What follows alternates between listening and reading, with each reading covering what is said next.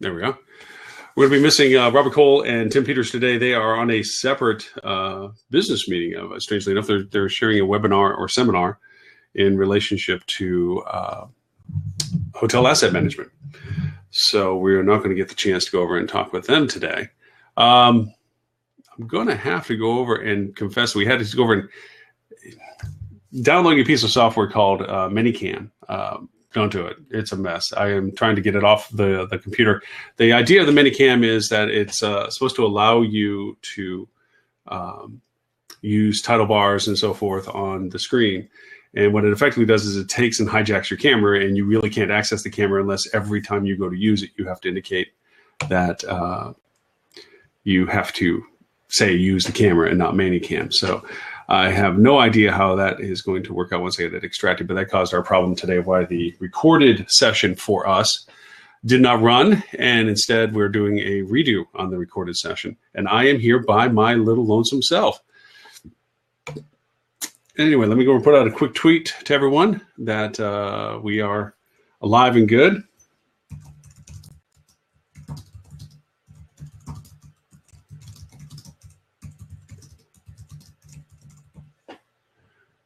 And there we go.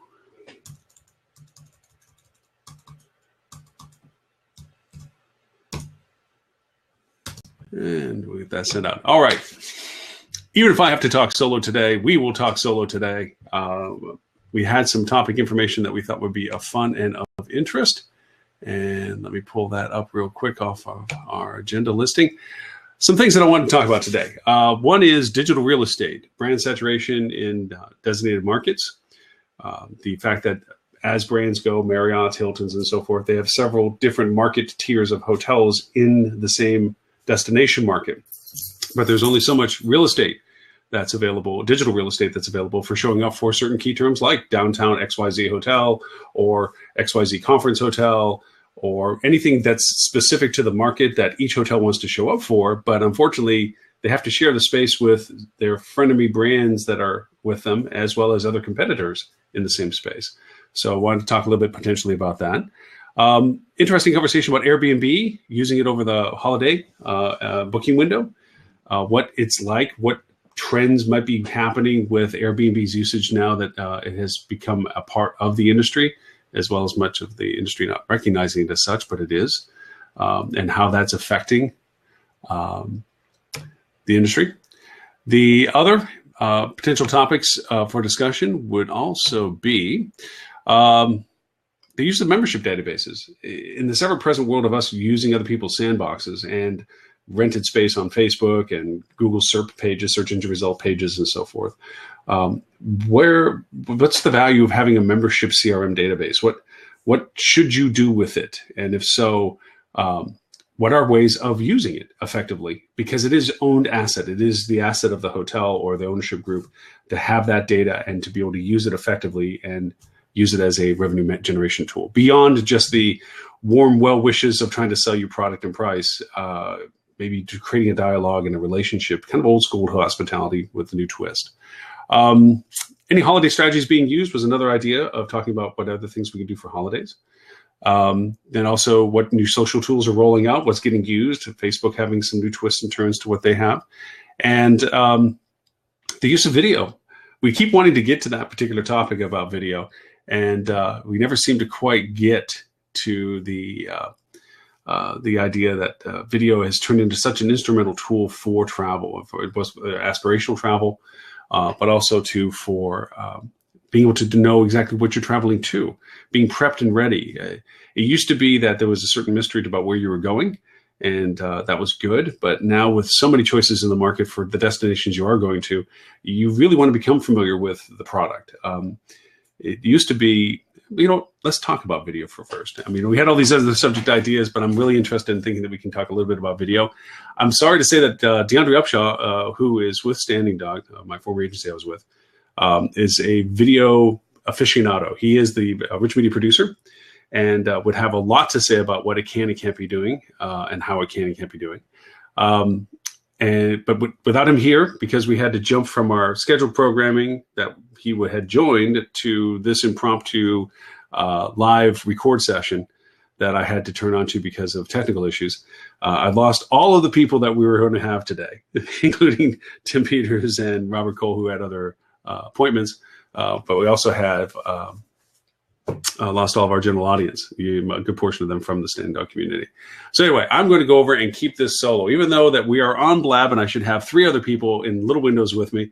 And we do the Brady Bunch look around in each other. It is a solo Meerkat Periscope event for me. And we'll just keep it for that for right now.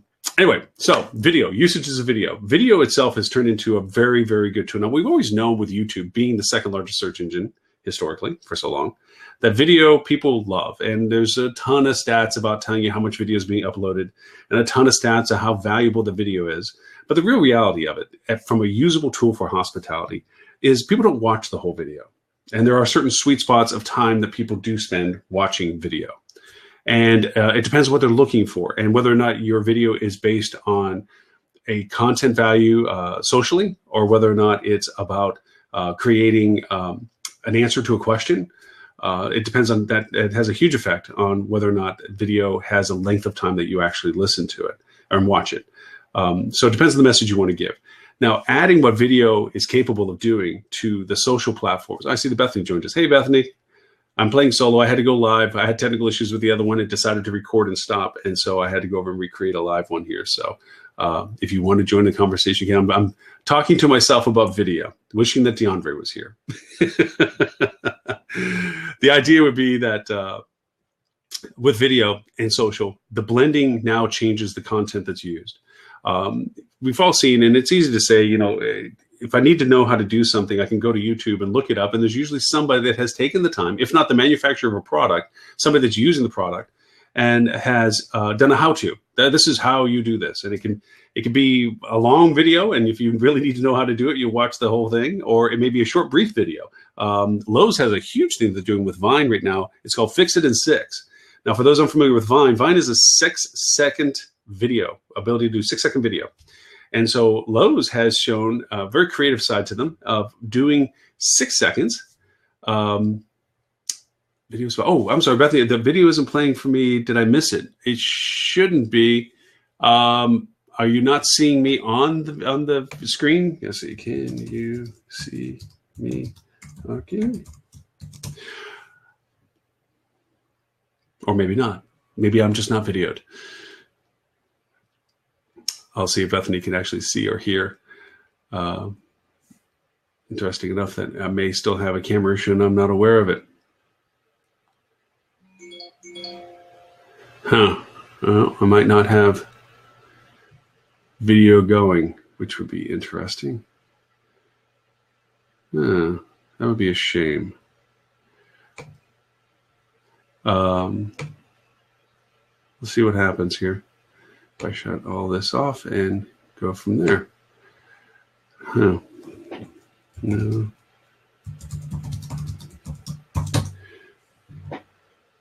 Okay.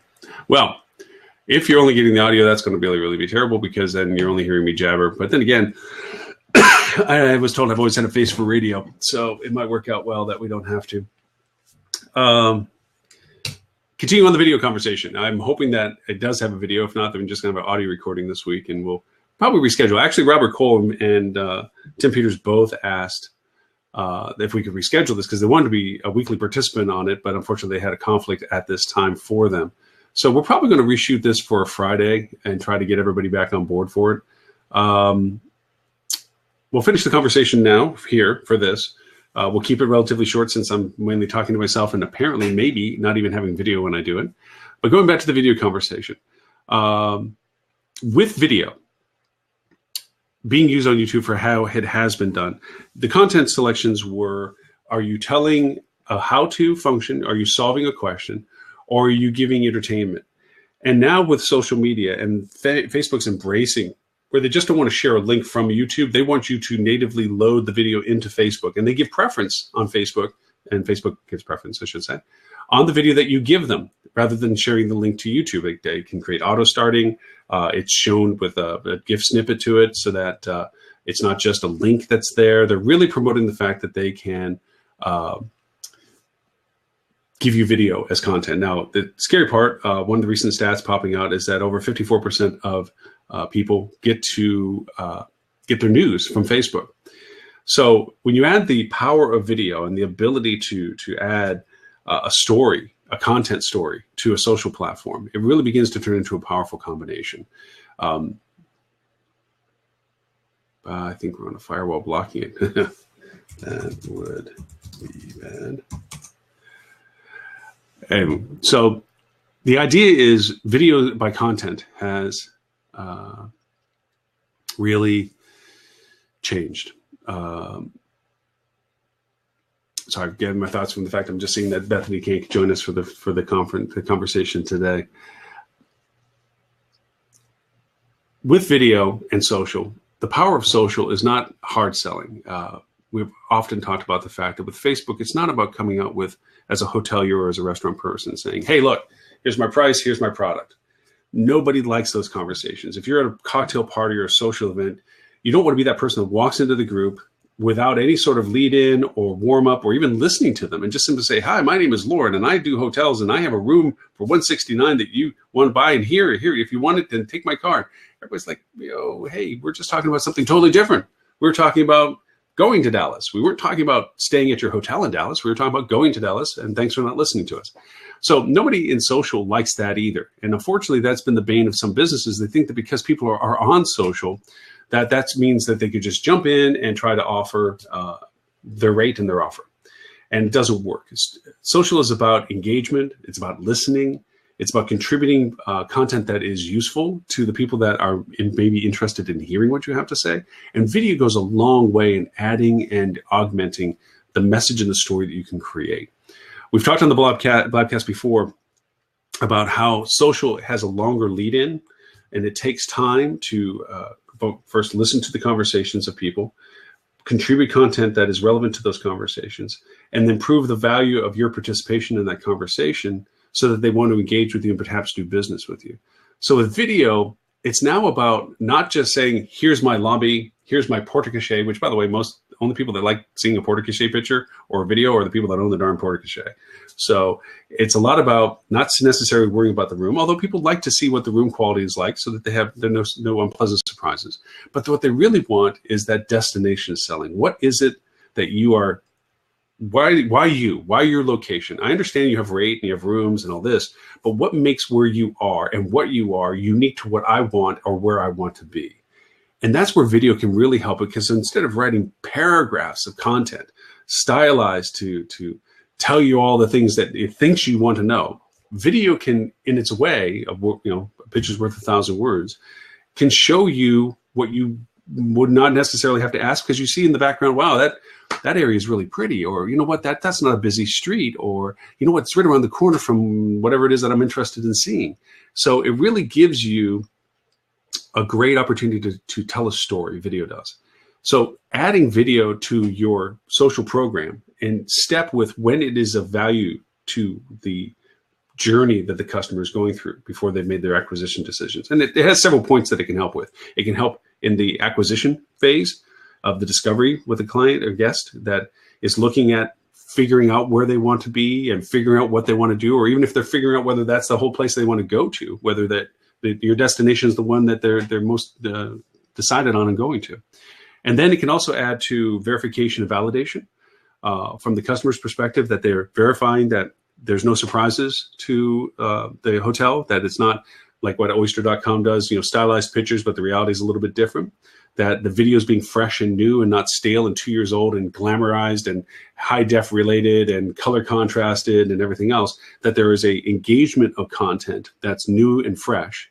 So they feel that what they're seeing in the video is in fact what the product is currently, not what it might have been beforehand or what aspirationally it was out of one room, but the rest of the rooms weren't done. All the concerns that people have as they become educated in our industry, that they know that we'll show you the best room with the best view at the best angle at the best time of day. Well, that's not their whole experience. So having video that can show a little bit more of the reality of what you have and give them a story of engagement with you, that you're not just a building and a business, but you're people in a place, that you're giving them a feel for whom they're going to be doing business with, that they can trust your staff is going to go over and help them with questions, that your staff cares to even help them with questions, that the hotel itself is being kept at a quality that they're appreciative of paying the rate that you're asking, because they're not thinking that they're paying more than they should. Nobody wants to pay more than they should for anything, especially when they're traveling, because it's such a choice option to do. And I'm talking about the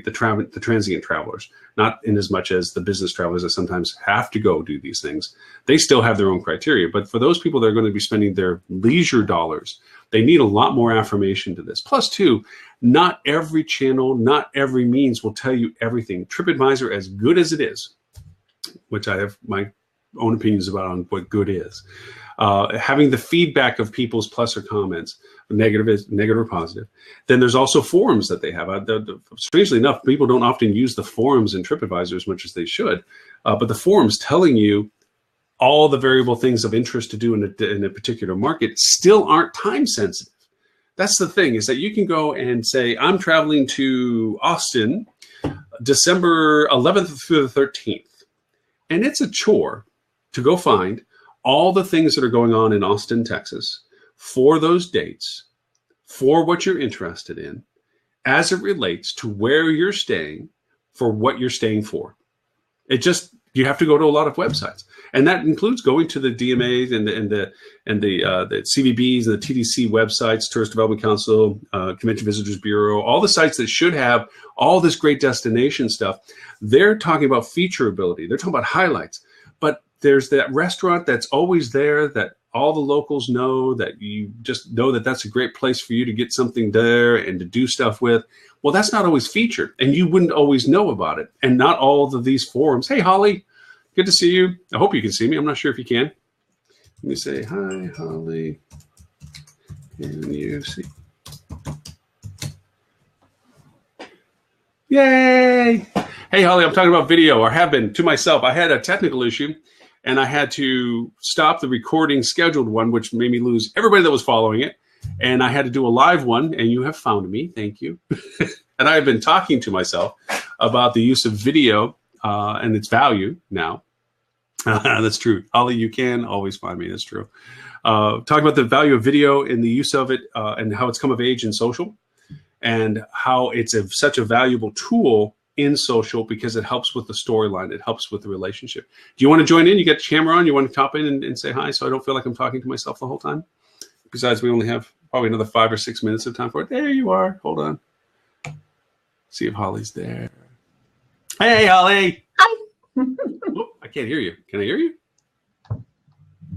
Can you hear me? I can't hear you. No? Huh. Let's see. Any better? Say something. Can you hear me now? I can hear you now. Sorry about that. No, that's fine. I think it was me. I've had nothing but technical issues today. I can only recommend that there's an app called ManyCam. Do not download it. I downloaded it because it's supposed to allow for third bars on the bottom of the screen and stuff that you could do. Problem is, it hijacks your camera, and you have to literally give permissions to use your camera for anything other than it, and it just locks out. I mean, all of a sudden I was on Blabcast and I had no camera. And of course, the audio wasn't there, and I'm like, geez. So that's what caused the problem today. Is I had to go over and shut it off and start a live one and all this other stuff. But anyway, Greg, so you missed the original grouping. The content looked good. Sorry that I'm so late. So No. we're talking about video. I was talking about the video because it was just since I had me, myself, and I to talk about it. I was talking about the use of video, that it's really now beginning to come of age for usability on stories and social. That it's just not what we used to use YouTube for, where it was, okay, I need to know how to fix something, so there's probably a video about how to fix something or answer a question. And it's not about entertainment only. It's now you can give some sort of destination experience or storyline to add to what you're doing in social. Because with the use of social, what we've talked about before, is it starts much earlier in the dialogue for a customer or guest in his decision discovery process. And because of that, video can really answer a lot of questions that reading paragraphs of well-intended content just don't provide. You can see better than you can read about things and see what your of interest is without us having to know what it is to write about it. And that's what started the conversation. Then I was going to talk about the weird new text with the 360s and the Google Cardboards and how Facebook has its own preference for its own video and stuff. But what do you have to say? So I have started using videos, you know me in social selling, in proposals. So if somebody is interested in a program, I can put a 5-minute video together that outlines the specific program, so I can have visual and then my voice talking it through. And I send them both the video and the text because, as you know, people want information the way that they want information. Right. And it's been very helpful. People are much more interested. It's a differentiator. And, you know, I'm forever trying to make the selling process more digital.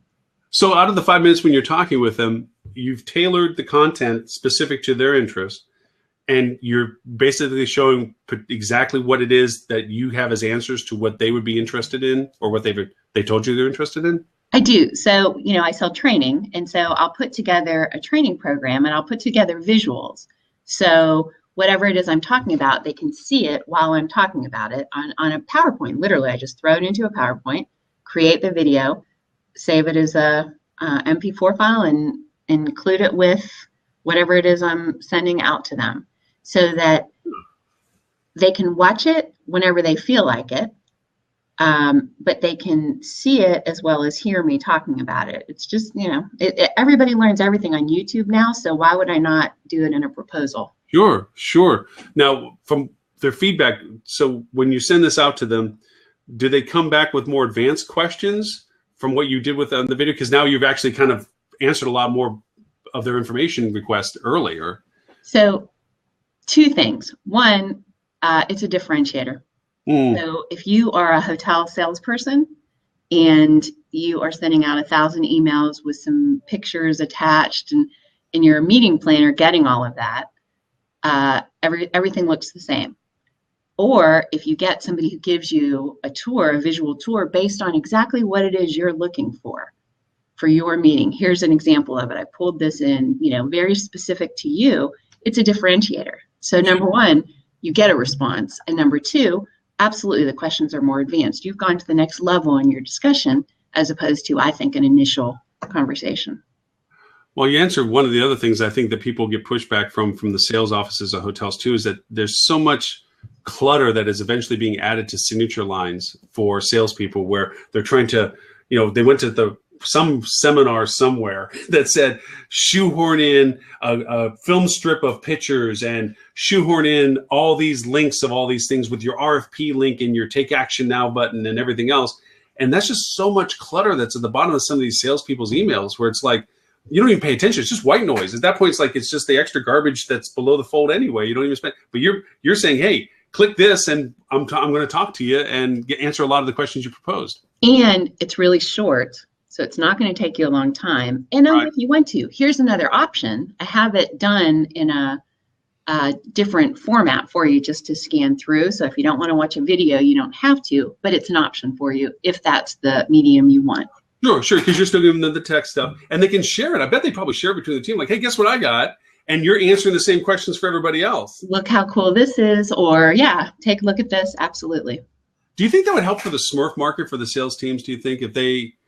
Because, you know, I've ranted about, you know, Google Cardboard and doing the 360 pictures because it gives you a feel of showing people in first person what their Smurf requirements, especially for the weddings and the family stuff. Do you think that this would help with the weddings and the Smurf market in general, that if you can basically in the video stand in the room and talk? Or that's precisely what it is. I mean, that's why I also saw the value of Periscope for site inspections. Like, you could do that live. Like, how cool was that? You want to see the meeting room? Come with me. Yeah. Smartphone, go in there. Here's the meeting room. So this is obviously just a little bit different. But you know what? I don't know what Google Cardboard is. Oh, it's cool. Oh, wait, I got one. Hold on. Okay, it's this thing. It's cardboard. Uh-huh. What you do is you put the phone in here and then close it, and you can watch it in, like, remember the Viewmasters? Remember the old Viewmasters? Yes. Okay, this is 360, where I'm looking around and I'm where the picture was taken in 360. You know, like when when you're on Google Maps and you go down to the little bubble and you're standing there and you're looking at it as if you were standing, like the Google car that drives by and you see it in 360. Yes. Well, that now you can do with their app called Google Street Maps. You can go anywhere in the world where that stuff is and use Google Cardboard and literally stand in that location and look around. Okay. That's one thing. What else I've done with it is there's 360 cameras now that are for video. And so I told you I'm not with Standing Dog anymore, right? I told you that? Yeah. Okay. So down in Australia, XYZ client, we aspirational 360s. This is $3. This is, you can mail it. You know how people love getting stuff in the mail. So aspirationally, Australia has two markets: when you're young and you're backpacking, and when you're old and the kids have gone. And there's not a whole lot in the middle. In between. Because it's really expensive to buy 4 seats instead of 2 seats to go to Australia, kind of thing. So anyway, it's a lot of aspirational market. People, if you talk to people, oh, I would love to go see Australia. It's on my bucket list. Well, getting them there is a little bit of a challenge. So when they do, with all the other marketing that you can do, when you get people that are at that point of decision making as to their aspirational destination, we send them a little cardboard with a QR on it and say, zap the QR with your little scan software on your phone, and it loads up the app that will play, and there's links for all these videos, and you literally put the headbuds in, and you're sitting there, and there's the concierge guy in front of you going, hi, welcome to, here's the, blah, blah, blah hotel. But you know what? You're not here just to see the hotel. Let's go down to the Opera House. And poof, now you're standing right next to the Opera House. It's a video. People are moving around, and your concierge is standing there saying, if you look to your left, you see the Opera House built in such and such and such. If you look to the right, you see the bridge from side. And you're giving them that experience. You have little videos that do that, and that's helping them make the decision of saying, you know what, this is the time I need to go. So that is a very great idea. That's a great idea. I mean, it's sort of just a much more polished version of what I'm suggesting you do with Periscope. Yeah, I mean, because we had it before where there's some 360 photography you could do and look at on the iPad. I told you we did that. In the sales tip process, when you're doing the wow at the end, where you're bringing them into the ballroom and you've staged one of the tables, and maybe there's food sampling with the chef about the type of meals that you've already been interested. All that wow thing, right? Well, what I had the hotels previous in the OPL days, Ocean Properties, was whenever they set and readied the room for a banquet event, whether it be the bay, the whole ballroom, or whatever, they would stand in a certain position in the room. And they would take a 360 picture of the whole room set and ready. So if it was the blue taffeta that time, or it was the pink chenille or whatever, they took a picture of the room. So what would happen is now the bride and the bride's wife, bride's mom is there, and you bring them into this ballroom, and the ballroom's not set up. And they're like, and this will be your room. And they're going to sit there going, huh? No, hold on. Stand here, and you hand them the iPad and make it and say, now look. This is your room. And you move the iPad around and you're seeing the whole room set up in the color that they're interested in and the configuration that they're interested in. And it's like, wow, that's crazy. It's a free app. It's like, you don't have to pay to do this. You just have to make sure you take the time to do the pictures when you do it. I mean, the video stuff is great. This stuff is great, but you have to buy the camera and, you can do 360 pictures, but the video, you need a video camera to do it that does a 360 and stuff. But that wow factor was there because then they could see, like they're looking through a window on the iPad, the whole room set up the way they envision their wedding with the color that they're wanting. Because you do it for every time you set the room up. So you have this whole library. That's a great idea. It's fun. I mean, it really did. It was a great converter for it because they really saw it. When I was traveling, the app that I used for this thing, I did a 360 by, I was down in Florida, former client. I was talking about doing 360 pictures. So I did a 360 of me on the beach in front of their hotel. And I just got notified by Google that over 75,000 people have watched that picture because it puts it in Google Maps. So you're getting content for it. You're saying, okay, I'm standing in front of the XYZ hotel at a place that Google doesn't have a 360 picture on. Okay. Yep. And you add it with their app, you add it into Google Maps. So when you're looking at Google Maps, there's a little picture pin there that says, hey, you want to see what it looks like standing here? You tell your hotels the same thing. Stand in your lobby, stand away, take a 360, load it up to Google, and now there's going to be a little pin on Google Maps that say, hey, you want to see what this looks like right in this building? Here it is. Here it is. Yeah. It's brilliant. So fun. That's where the video conversation came through because the 360 video stuff, the Google Cardboard stuff, Where'd you get the Google Cardboard?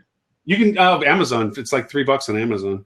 I mean, I borrowed. Okay, so I went to the Marriott conference in Austin, July, I think, something like this. I was there.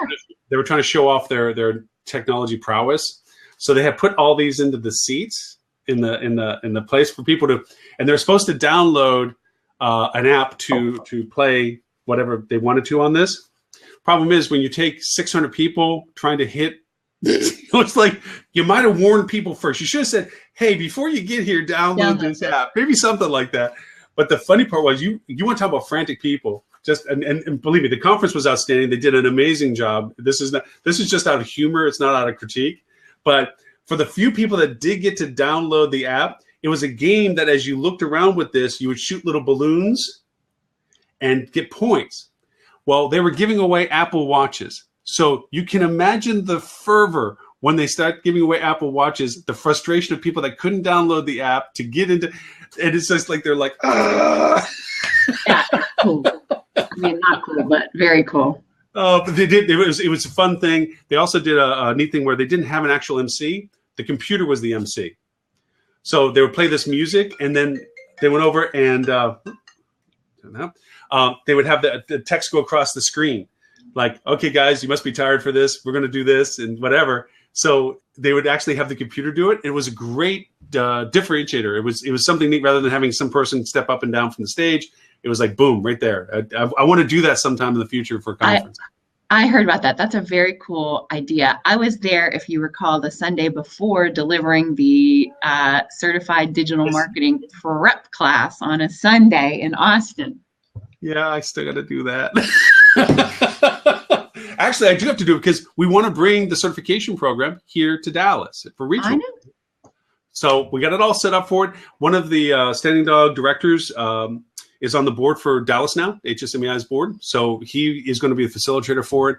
So they'll still have the space to do it at Standing Dog and everything else. I just got to go through my certification thing so I can help make sure that I go through the thing. Whatever. I have time on my hands now. I can do this. We might as well wait because it's almost updated. So, wait till January now. We're almost finished with the update. Okay, well, all right, fine. No, see, I got time on my hands now. I'm a loose cannon of things. I have so many things I want to read and so many things I want to do now. It's not even funny. I want you to help me with the analytics chapter. I'm still not finished with the analytics chapter of the update. Okay. It just needs some work. Send it over. I mean, I did.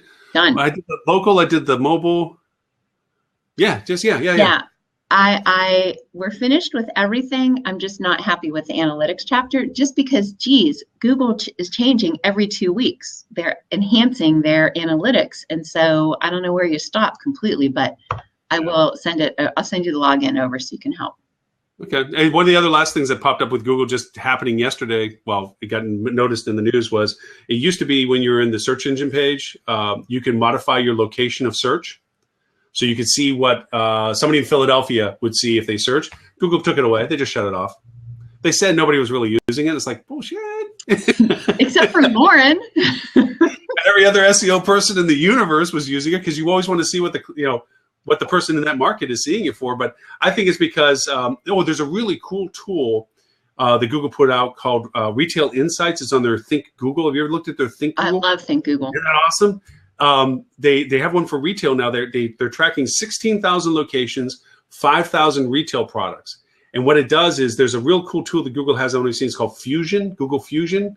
It creates maps. So it'll show you where all the search inquiries come from the product you're posting. So if you want to know, like there was for rugs, it would show the map of the United States, and it was a heat map, and there was a timeline on the bottom with a usage rate, and you would roll over that with your cursor, and it would change the heat map down to the township as to the level of searches for that particular product. So it's going to be coming for travel because it's only for retail right now. It's only for retail right now, but you just know that they're going to start doing that for travel. It's like, okay, who's looking for Dallas? And it's going to show, because like Google Trends, when you use Google Trends, this is just a visualization of it to a certain degree, which is pretty cool. It's very cool. I'm going to go and look at that now. Well, not right now, but I have to go back to work now. Yeah, and the other one, have you played with Google Surveys yet? No. Got to go look at that. That's crazy good stuff. Google will you pay for it, to get a sample size, but you literally do a complete survey with all the demographic profiling you want to validate your data or to actually create market strategy. And you pay Google per the amount of people that do this. And it gives you instant results to verify some stuff like, hey, are really this age group in this location really buying this product? And you can put a survey together. Google will launch it out. It goes to the Android application. It's a part of the Android platform. And people get rewarded for participating in these things. So they get, boom, you get data back right away. Google sets it, you can set up for yourself, or you can have Google set it up for you. And it'll actually help you where it says this is not sufficient criteria, or this criteria, have you thought about this criteria? And it makes some excellent surveys. Very interesting. All right, I'm going to check it out. Okay. As soon as I finish my work. Yeah, thanks for joining me. So I wasn't talking to myself the whole time. I feel so bad that technology is great when it works. It's like, okay, I got everything working, and I go to open this up, and it's like, where's my camera? Where the hell's my camera? Where is everybody? Well, I just did a search. I mean, I love that. Yeah, take a look at it. I think it's a useful tool because again, it can either verify or it can actually help create the strategy, because you can, rather than just sit around the table going, oh, well, I think millennials 27 to 31, they love this brand and they come during school breaks. It's like you can actually ask the darn question and see if that really is what you think is the market and what really is being used. Because that's the funny part of these sidebar brands that everybody's flavoring out there. They're making it for millennials, but it's the 55s and the 50-year-olds that are using it. It's like, well, you build it for them, but these people like it. Did you think maybe you want to? That's where the survey data can help. So that's pretty cool. Thank you. And, Thank you. Yeah, I know that Tim Peters and Robert Cole, they had a conflict, but they asked whether I might reschedule. So I might throw another Blabcast at the end of this week. So I'll shoot it back over if we do. Let me know. Talking. Bye. Thanks, Holly. Talk to you later. Bye. Bye.